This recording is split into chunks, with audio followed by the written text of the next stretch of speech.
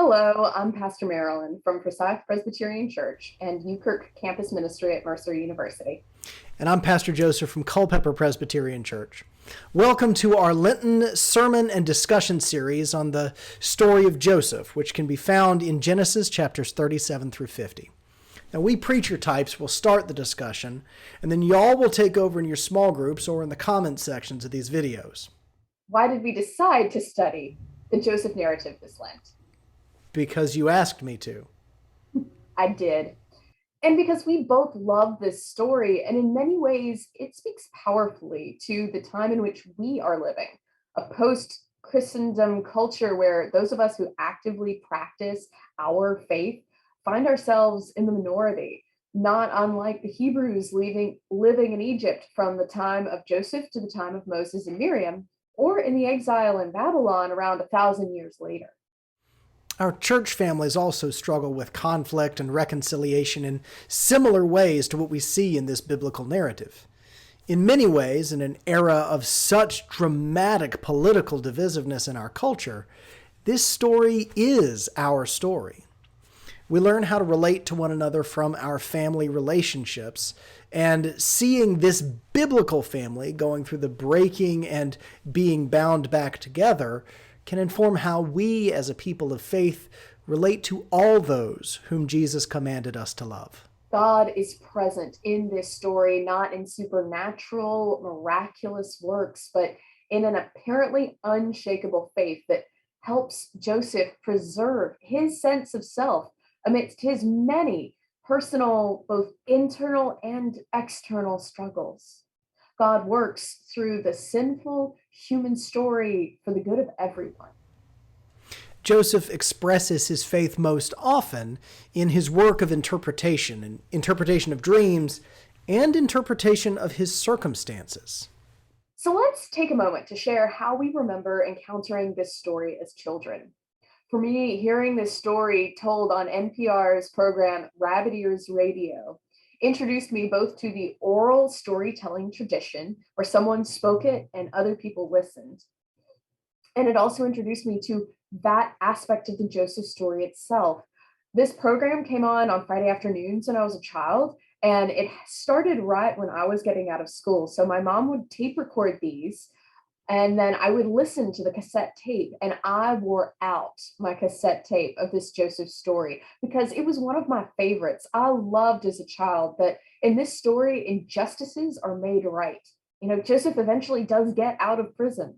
And I loved the idea that he and his brothers reconcile. I have one sister, and I found the idea of such a broken relationship among siblings particularly painful. So, I have a biblical name. And I remember reading, hearing, and watching this story as a child and deciding that since my name is also Joseph, I must also have gifts at interpreting dreams. I know, the leaps we make with childhood logic. Now, I never developed that particular gift because it turns out that God grants gifts based on God's will alone, not based on the name your parents assign you. However, it did lead me to an interest in psychology and tied that interest to Scripture. And although I've kept up with the social sciences spiritual discipline over time, I've not ever come back to this story with the more mature faith that I've developed over the years. And I'm curious what new things I'll see in it now that I've shed the fantasy of having magical dream powers. And so far, I'm finding myself drawn in by the idea that this is a story of surviving when your familial ties are sources of pain rather than of strength. It's also about the faithfulness of God in an unfamiliar place. For Joseph, that means Egypt. For the initial audience, that may have meant Babylon. For my congregation, it likely means a social order that has been dramatically reshaped over the past 30 years and then accelerated over the course of the pandemic. I'm finding myself drawn to Joseph as an immigrant.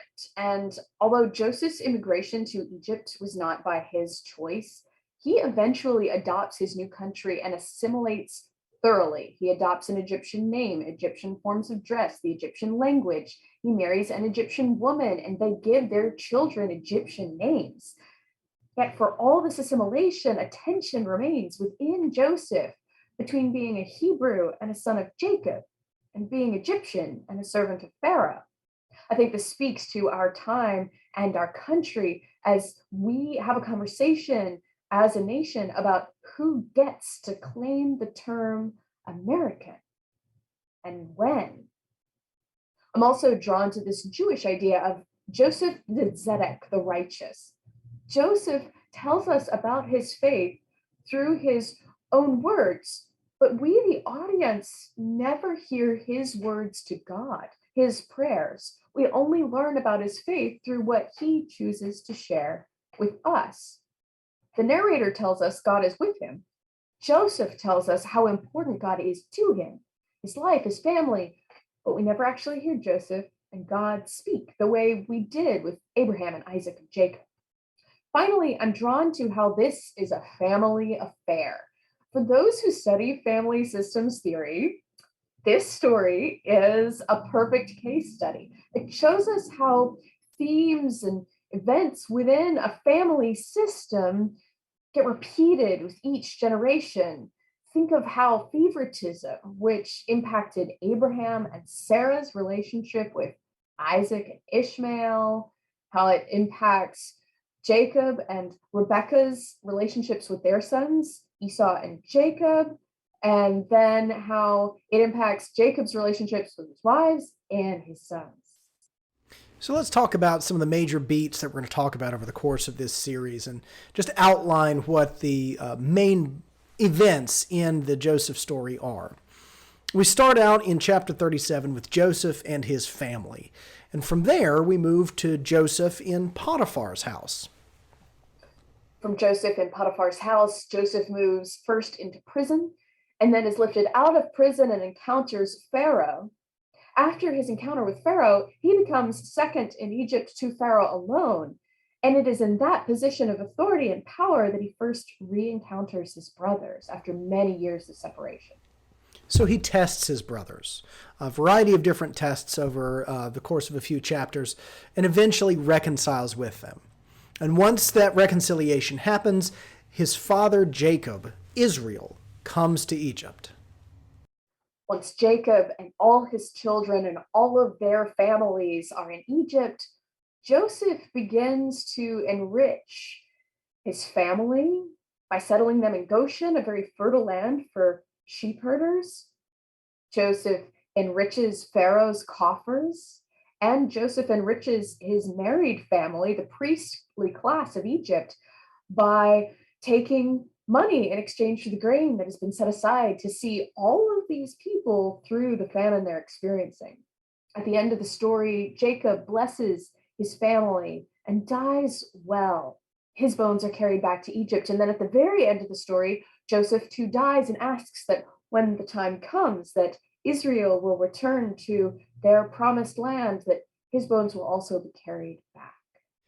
And with that recognition that the story was written down after it happened, probably taken from oral traditions like the rabbit ears radio you mentioned earlier, I think it's important for us to consider the world behind the text, because it can give us an insight into other things that we might miss reading it these many thousands of years later after it was written down. Now, biblical scholar Walter Brueggemann suggests that this story may have found its final form during the reign of King Solomon, writing, "While we cannot be sure, a plausible location for the narrative is the royal urban ethos of Solomon, which sharply critiqued the claims of the old tribal traditions." Now, Dr. Brueggemann is miles smarter than I am and literally wrote the book on Genesis. So I make it a practice to disagree with him as little as possible. But personally, I'm more convinced by Dr. Kathleen O'Connor's suggestion.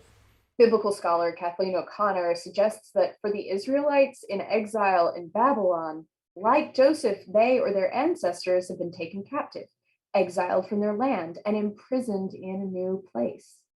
Others remained in the land, such as Jacob and Joseph's brothers. Who are the people of Israel now? Who can be included among them? Using Joseph's story to process their own trauma, of being taken from their land and forced to serve a foreign power, and then all of the challenges of returning to a land that was not empty, but in which those left behind had built houses, lived in them. Using the Joseph story helps the greater family of Israel process both what had happened, but in a way that didn't re traumatize them, and also enabled them to practice reconciliation themselves.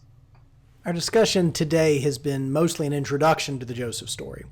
Now, next time we'll be getting into chapter 37 and Joseph's relationship with his family, especially his brothers. But for now, we're just getting started. Our discussion is not the end of the discussion. We're passing that off to y'all for the next phase of the conversation, whether that takes the form of a small group, individual reflection, or the comment section in this video. This series is intended as a discipleship guide, not as a source of definitive answers, so feel encouraged to share any questions you may have both with us and with one another.